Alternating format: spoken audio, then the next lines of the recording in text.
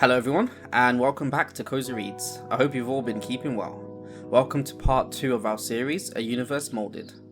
In today's story, we'll be checking back on the first ones to see how life is now that they've managed to split up the universe.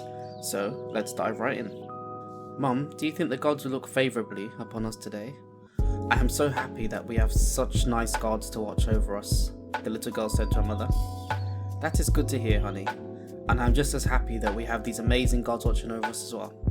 It is good not to forget our traditions, but I feel that does not apply to you, as you are so diligent in your devotion.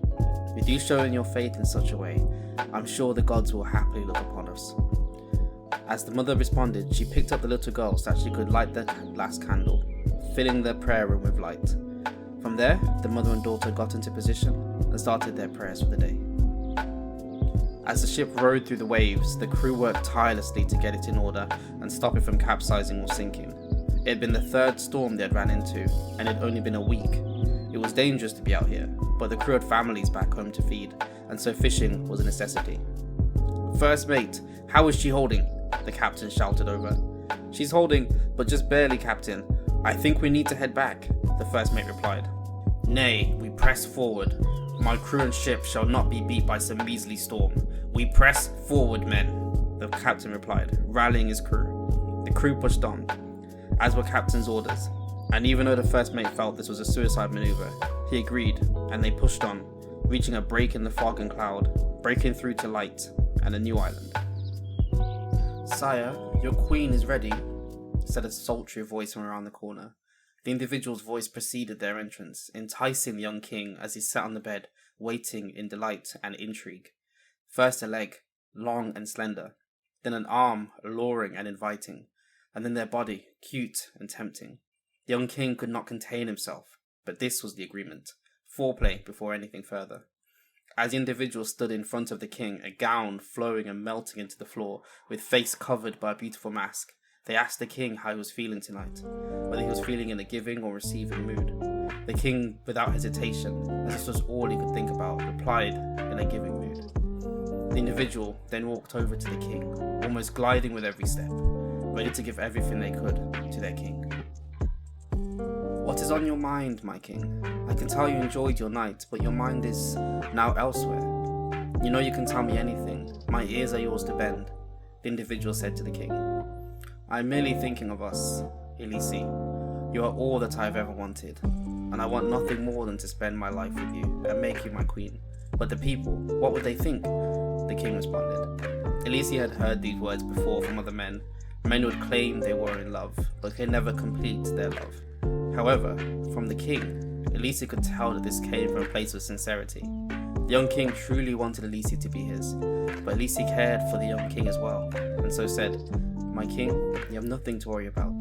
I am content with us spending our nights in each other's embrace. Our love is not meant for the day, and that is okay."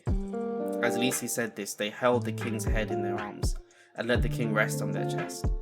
After a while, the king chirped up, "I've got it. Our gods are welcoming people. We pray to inclusive and loving gods, and so this is their will, for me to be with you, and for us to be happy. So I will be open with my subjects, and show that love can come in many forms, but so long as you are happy with someone who is able to understand, consent to, and accept that love, and they can love you back the same, then there should be nothing to stand in the way of that love. Elisi, will you marry me?" The king finished his speech with words that Elisi never thought they would hear. Someone wanted to marry them, and not just anyone, but someone whom they truly loved. Those words had made Elisi the happiest man alive. As the first ones watched their people, it became interesting seeing the different stories they would get themselves intertwined with. They witnessed civilizations rise and fall, and watched as new planets with new life sprang up, welcoming these beings with open arms.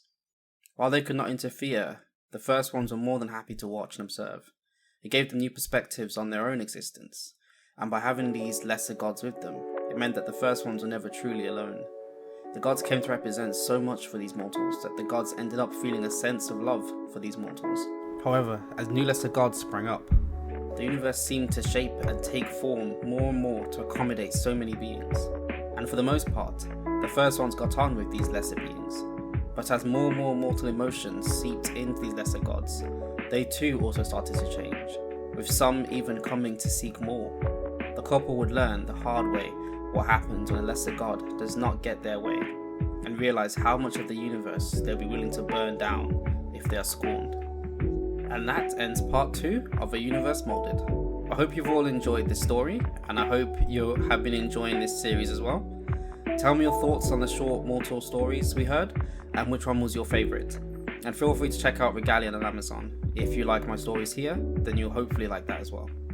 And tune in next time for part 3 of this epic series. I'll see you there. And with part 2 wrapping up, I hope that you're sufficiently warmed up and that this story has brought you some level of comfort. I wish you safe travels on the journey of life, and feel free to come back again when you need a new story to warm your day.